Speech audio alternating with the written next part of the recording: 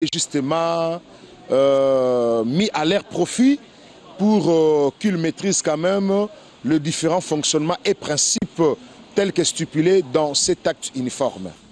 C'est par la remise de brevets aux participants que s'est clôturée cette formation.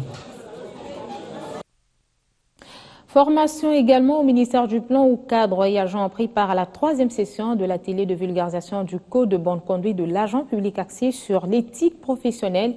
Il s'est agi de la moralisation de la vie publique.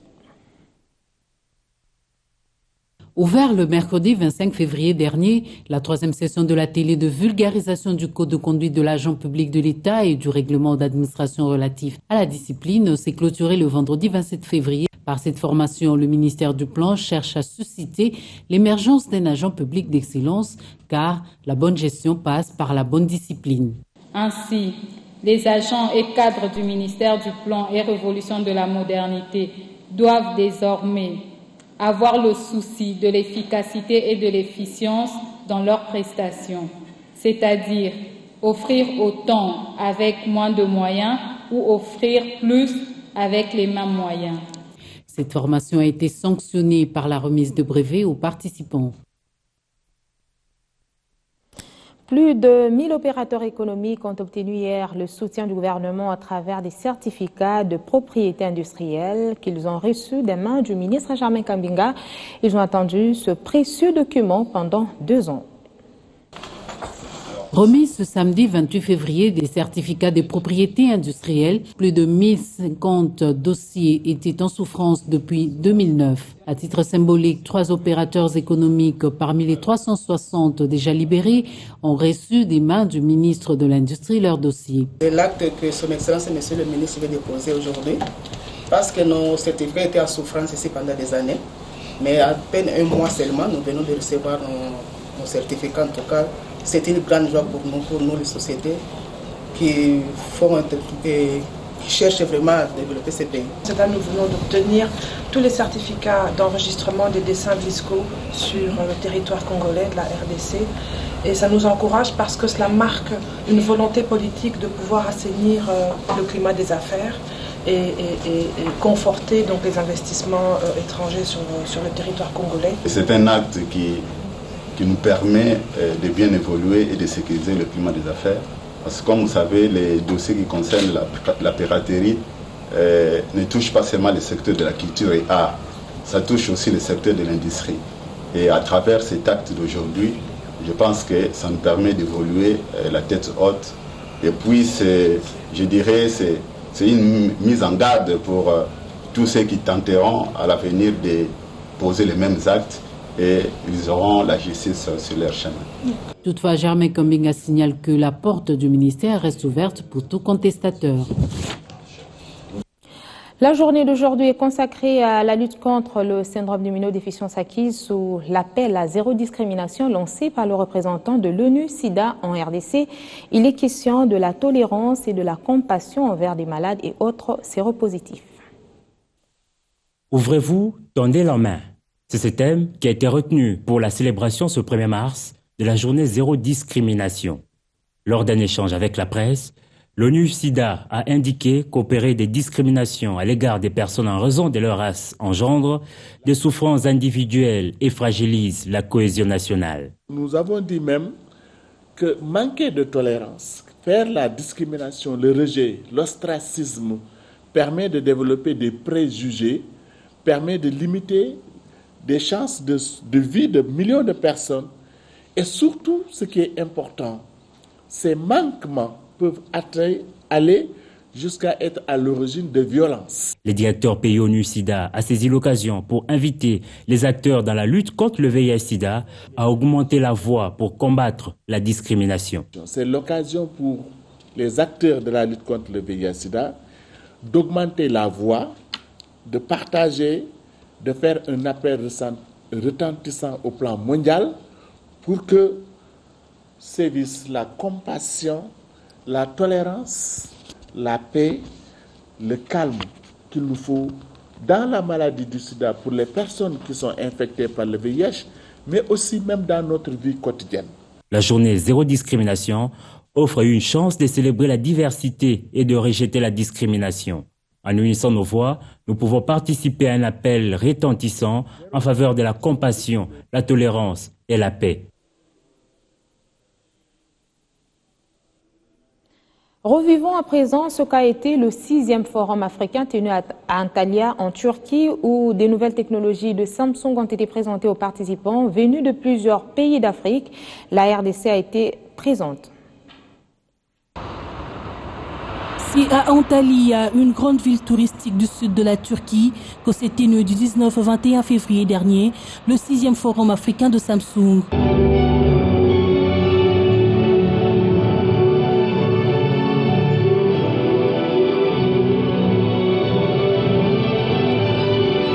Une rencontre qui se veut un cadre idéal pour présenter les dernières technologies de Samsung, comme l'affirme le directeur général de Samsung RDC. Three points. It's like this. First one, it's we want to share the Samsung management or Samsung's philosophy. Samsung veut partager sa philosophie pour la marche africaine, pour les consommateurs africains et à travers Build for Africa. Samsung porte un accent sur des produits adaptés à l'Afrique et conçus par les Africains parce que le continent noir est considéré comme un marché émergent. African continent is the last opportunity to grow and has a big potential to grow. Toujours dans le souci d'être un vrai partenaire au développement du continent africain, le géant coréen lance pour 2015 un nouveau concept dénommé One Beat Beyond the Limits, entendez par là un battement au-delà des limites. Un concept réparti en 4 axes selon les différents produits innovants de Samsung. Au-delà des expériences, Samsung modernise ses produits phares, notamment avec la nouvelle télévision 88 pouces SUHD incurvée, spécialement pour le marché africain. Cette télé a une meilleure qualité de vue, meilleure qualité de contraste et brillance avec la nouvelle technologie des nanocristals. Au-delà de la technologie, Samsung, leader dans les technologies, met à la disposition des consommateurs la Smart TV qui redéfinit encore l'intégration de l'Internet avec une nouvelle plateforme qui utilise la technologie Tizen.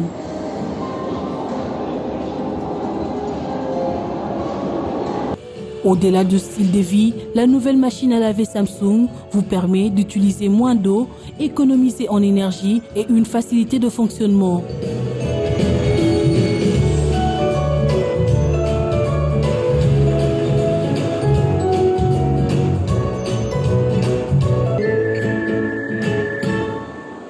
Le tout dernier axe, c'est au-delà de la citoyenneté, à travers le village digital.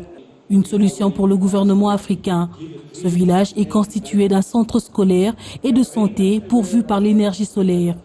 Le 6e forum a vécu à Antalya. La prochaine rencontre pour découvrir les innovations de Samsung est fixée en 2016.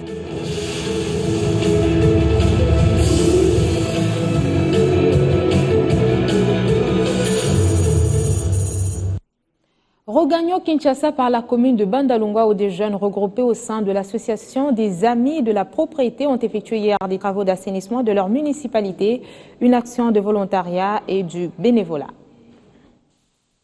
Rendre propre son environnement est l'affaire de tous, d'où l'implication de l'association des jeunes amis de la propriété de la commune de Bandalungwa à Japonsigle à l'assainissement de leur commune chère. Une association qui a fait sa sortie officielle ce samedi 28 février 2015 en appelant au salon aux volontaires et bénévoles, les jeunes de ce coin de la ville-province de Kinshasa, avec les moyens de bord, a pour objectif de conscientiser les jeunes à rendre propre leur environnement et à le protéger. L'idée est venue de l'Est, parce que je suis venue de Goma. Là, on avait une association de femmes amies de la propriété. Et j'ai essayé avec les femmes ici, ça n'a pas tenu. C'est pour cela que je me suis dit, je vais tenter avec les jeunes et ça a tenu. Nous pensons pérenniser l'initiative parce que les jeunes contribuent tant soit peu, malgré qu'on n'a rien, mais quand même ils font un effort pour contribuer avec quelque chose. Parce que tout ce que vous voyez ici, les balais, on a acheté par les fonds propres de l'association.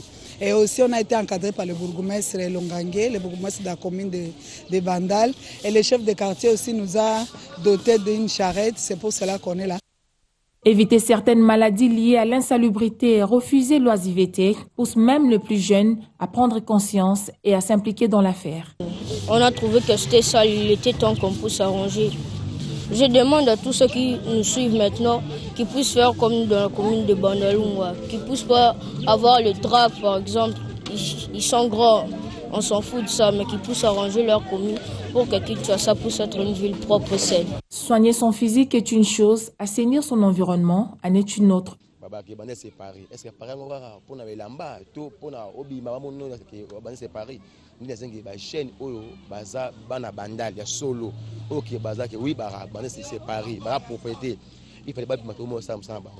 D'autant que cette initiative est assortie d'un ensemble d'idées, des règles prises comme valeur dont la finalité est de résoudre les problèmes liés à la nature, à la destinée des jeunes de la commune de Bandalungwa. Un geste écologique fort et très déterminant pour la préservation et conservation de la planète. Deux jeunes de la commune de Kasavubu étaient eux aussi occupés à apprendre la manière d'évangéliser par le biais des réseaux sociaux, des enseignements dispensés par le groupe 5 minutes avec Jésus. Le même groupe a profité de l'occasion pour fournir aux femmes des connaissances sur la gestion des fonds du commerce. Comment évangéliser sur les réseaux sociaux et comment gérer son fonds de commerce? Ces préoccupations ont été au cœur de la rencontre des jeunes et femmes venues des différents coins de la ville. Formation organisée par l'association sans but lucratif 5 minutes avec Jésus. Ces femmes ont été outillées sur une bonne gestion de commerce afin d'assurer la survie et subvenir aux différents besoins de leur foyer. La remise des diplômes et de fonds des commerces aux participantes ont sanctionné la formation. Nous voulions apporter au moment un soutien. Ce sont des mamans qui sont à l'église mais qui n'ont pas de fonds de commerce. Et conformément à la parole de Dieu, nous ne voulions pas simplement leur apporter la parole de Dieu, mais au-delà de la parole, nous voulions également leur apporter le pain, comme le Seigneur a donné le pain. Pourquoi évangéliser sur Facebook, WhatsApp, Viber et Twitter? Pour permettre aux jeunes de pouvoir ne pas publier n'importe quoi, mais de se concentrer sur un message évangélique pour amener les gens vers le Seigneur. Le choix des bénéficiaires, pas du tout fortuit. Ce sont des mamans qui viennent de plusieurs horizons et de couches sociales. C'est-à-dire, vous retrouvez les femmes de militaires morts au combat, vous retrouvez les femmes handicapées, et c'est vraiment diversifié. Venir en rescousse aux démunis, focaliser le message actuel sur les temps de la fin et dénoncer toute hérésie qui surgit parmi les enfants des dieux sont là les objectifs auxquels s'assigne cet ASBEL. Le prochain rendez-vous est fixé en août prochain pour une évaluation. Parlons sport avec la Ligue des champions de la Confédération africaine de football. Sa Majesté Sangabalenda a le devoir de gagner par 2 buts d'écart sans encaisser face à Recreativo d'Angola cet après-midi au stade Père Raphaël de Lakétul. En match retour à l'aller, les Angolais l'avaient emporté par 3-1. Nous allons nous séparer sur ces adieux à Paul Dikassa Dimpe Didi Paul. Notre confrère conduit hier en sa dernière demeure au cimetière de Kinkoli après des hommages posthumes rendus par la corporation. Il est décédé à l'âge de 52 ans et laisse une veuve et 3 orphelines. Il a presté dans plusieurs maisons de presse, dont B1. Tu es poussière et tu retourneras à la poussière, dit la parole des dieux. Paul Dikassa Dimpe est arrivé à fin parcours après avoir rempli ses jours sous le soleil. Journaliste sportif de renom, fin praticien de la langue de Molière, c'est lui que l'on appelait affectueusement Co, puisque professionnel de l'Union des footballeurs du Congo. Il a parcouru plusieurs médias dont Raga Télévision, Antenne A, Digital Congo, CBS, Mirador, BRT Africa, Central FM, RTVH, RTVS1, Congo Today, B1 et Radio Okapi. 2 choses que j'ai retenues de Paul. Premièrement, c'est un monsieur qui savait jouer avec les mots. On s'amusait par un moment quand on s'est croisés à jouer avec les mots dans la langue française. Il aimait bien tout ce qu'il y avait comme subtilité de langage. Autre chose par rapport à la profession, Paul Dikassa, c'est parmi les rares journalistes qui prenaient 30-40 minutes avec moi pour discuter après une rencontre sportive des aspects tactiques. c'est pénible. Paul Dicassa, on ne s'est pas connu à la Radio Capi, on s'est connu dans ce métier bien avant. On travaille dans la même ville, sur le même terrain, avec les mêmes acteurs, malgré qu'on soit confus des organes différents, mais on était toujours ensemble. C'est quelqu'un qui était professionnellement très mûr, surtout en football, où il avait pu acquérir des connaissances supplémentaires que nous. Il avait suivi la formation des formateurs en tant qu'encadreur, en tant que formateur de jeunes. Journaliste sportif, chrétien fervent, initiateur de l'Académie de football Act Foot, certifié par la FIFA. Paul Dicassa était un grand professionnel qui avait un sens aigu du football, tactique et professionnel. Sa voix et ses analyses nous laissent tous orphelins de ses brillantes prestations.